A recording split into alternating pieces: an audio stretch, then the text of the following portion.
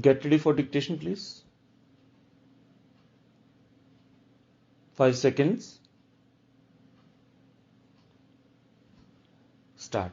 Sir, the other day, supporting the resolution, I was pointing out the alarming tendency, especially in the industrial sector, to cut the number of women employed in each category of job.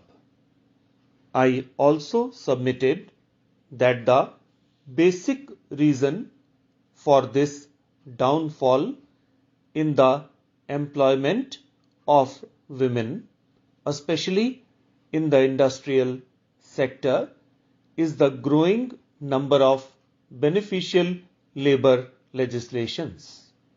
You will find, especially after the Maternity Benefits Act was passed in the plantations and many other industrial sectors, deliberately there is an avoidance of employment of women.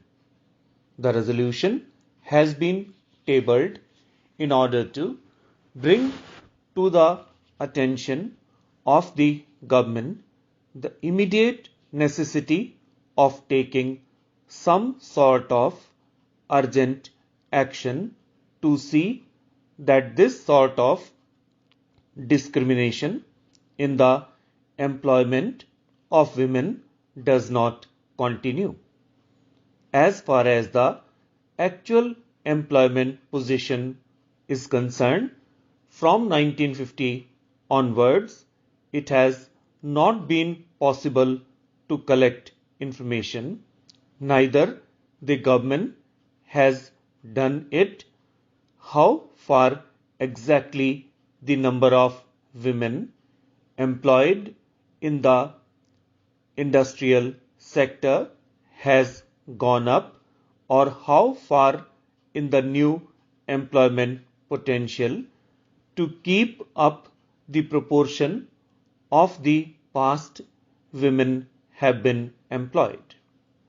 I will be able to point out only recent glaring instances where both in the commercial employment side and also in the industrial side there has been a deliberate refusal on the part of employers to employ women, or a desire to get rid of the women already employed. I would call the attention of the Honorable Labour Minister to the speech made by the West Bengal Labour Minister on 19th June 1958, taking note of the alarming situation of the number of women employed, especially in the jute industry, rapidly coming down. The Labour Minister of West Bengal at that time promised the legislature to take immediate and swift action as far as this cutting of the employment potential of women in the jute sector was concerned.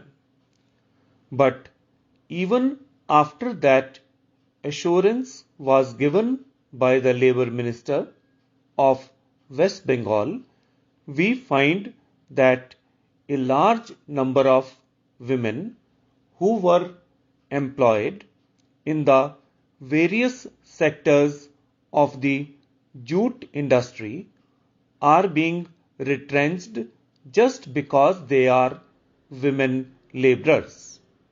When we analyze the question whether the retrenchment of this labor in the jute industry is just because there is need for any retrenchment of labor, we find that it is not a question of retrenchment pure and simple.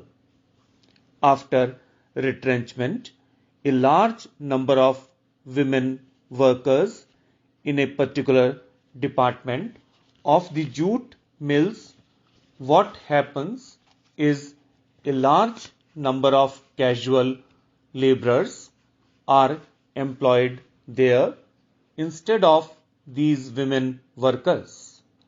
Therefore, we find that in the jute industry, where from the very beginning women are employed to do particular categories of job, now women are being sent away and instead of them men are employed. Then coming to textiles, especially in the Coimbatore area, where women are employed in the reeling department, what the employer does is he recruits casual men labor and asks the women labor trained in reeling works to train the men workers, and immediately they are trained under some excuse or other. These women workers are retrenched. In the case of the new textile mills that are opening, what they are doing is, because in the textile industry they are able to get a large number of trained women workers, they employ women casual labor and also employ men workers simultaneously and get these men workers trained by the women workers who are already trained and who are already retrenched. Immediately the men are trained by the already trained women workers. The women workers are sent away just because they are casual labor and the men workers are permanent. This is the situation in the textile mills.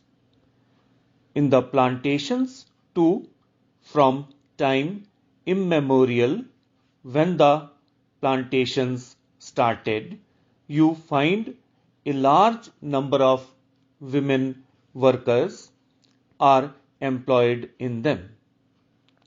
In every plantation, women used to do particular categories of work all the time. It is noteworthy that in the plantations, when men workers are recruited, their wives also work in the plantations.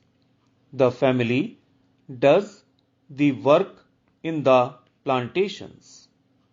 What happens is, even for certain types of work in which women used to be employed, the employers are refusing to employ women. These are things directly done by the employers to see that the number of women workers who are at present employed is reduced and not to employ more women workers at all. As a consequence, you find a very steep reduction in the ratio of women workers employed already in the industry and non-recruitment of women workers in the new units that are coming up, especially in the textile sector. There is another way in which the employer tries to put a new check in the way of employment of women labor in the commercial establishments and certain semi-governmental organizations.